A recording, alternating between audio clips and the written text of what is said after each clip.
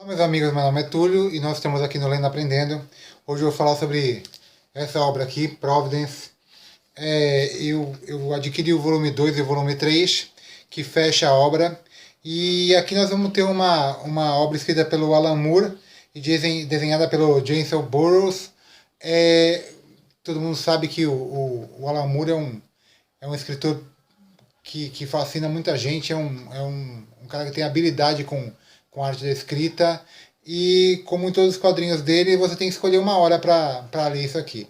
Não é o Providence, como outros quadrinhos do Alan Moore, não é como os quadrinhos de HQ normais que você lê por aí, de super-herói, que você vai pegar e vai ler ele de cabeça fresca, sem precisar prestar atenção em muita coisa. Não.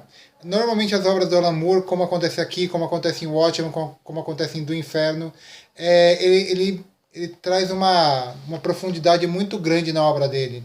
Então tem muito texto, muito detalhe, até os quadros, quando você vai perceber alguma coisa, você vê que pequenos detalhes no desenho vão dar um contexto para a história. Se você não prestar atenção, não tiver sua cabeça focada para isso, então você não vai conseguir pegar tudo que ele quer passar na obra. Aqui em Providence nós vamos ter uma história de terror e inspirado no HP Lovecraft. E você vê que o Alan Moore fez uma pesquisa muito a fundo nesse autor.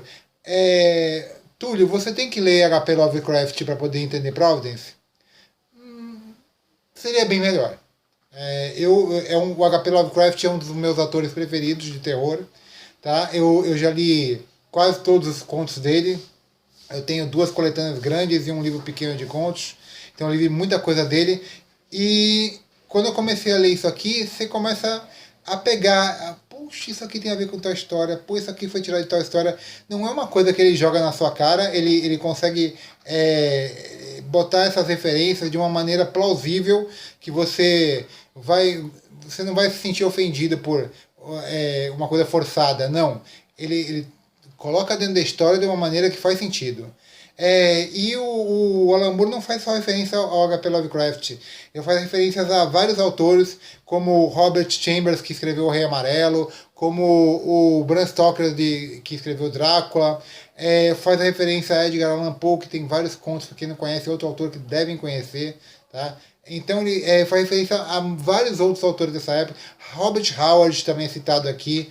Então é uma obra que inspirada no universo do Alan Moore, desculpa, do HP Lovecraft, mas com citações a vários outros autores da época tão importantes quanto ele. E aqui nós vamos ter no plot principal o personagem que é o Robert Black, que ele tem que escrever um livro, um conto para um jornal dele, um conto de terror, e para isso ele quer fazer uma coisa caprichada. Então ele vai atrás de pesquisas, e ele ouve falar que tem uma obra que chama Sousamont, que ela é uma obra que maléfica, maligna, que quem lê ela acontece algumas coisas. Então ele vai pesquisar sobre essa obra. E aí ele se permeia, ele sai dos Estados Unidos, que é onde ele mora, vai para Nova Inglaterra, e aí ele vai fazendo um tour sobre várias cidades pesquisando sobre isso.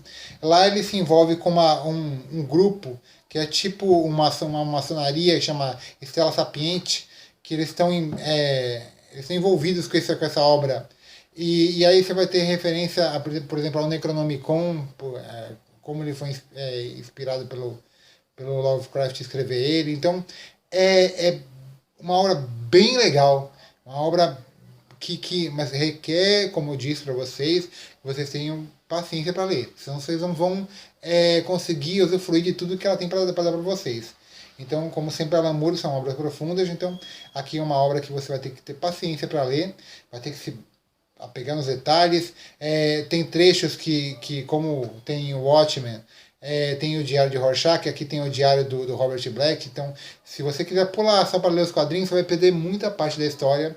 Embora tem gente que não tem paciência para isso, mas leiam essas cartas, esse diário dele, porque isso vai te deixar melhor situado na história e vai complementar o que os quadrinhos trazem para você.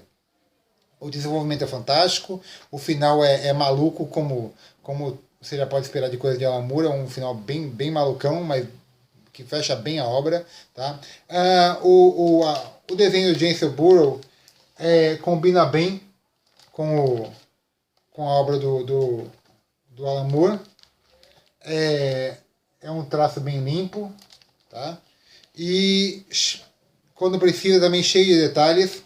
Aqui, esqueci de falar também que a obra é para maior de 18 anos, tá? Porque, embora o terror não seja aquela coisa assim, que dê nojo, que tenha cena muito gore, essas coisas assim, não.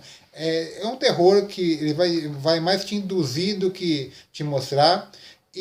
Mas tem cenas de nudismo, tem de nudez, desculpa. Tem cenas de sexo. Então é uma obra que não é para criança. Tá?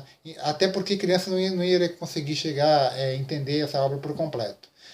Então, se você está a fim de ler Providence, prepare sua cabecinha para um dia que você não tem nada para fazer, para um dia que você possa se concentrar nessa obra, porque é muito boa para não ser assimilada na máxima que ela pode te dar. Tá? Então, mais uma dica dada, tá? Se inscreve no canal, dê um joinha aqui e não perca as próximas dicas, tá bom? Tchau, tchau.